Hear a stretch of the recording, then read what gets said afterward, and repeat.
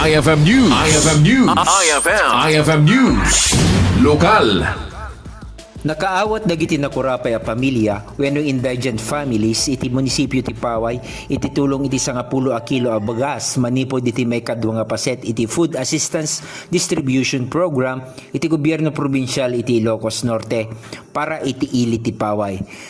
Dahito yung aktibidad ket nangiyeg iti kasapulan unay nga suporta kadag iti pamilya na kukurapay iti entero ang munisipyo iti Paway.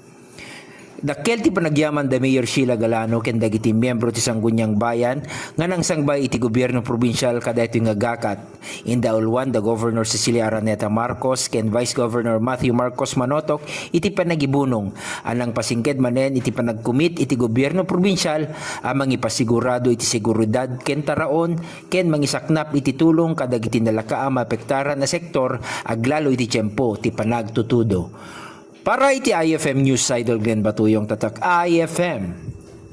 IFM News. IFM News. IFM News. Lokal.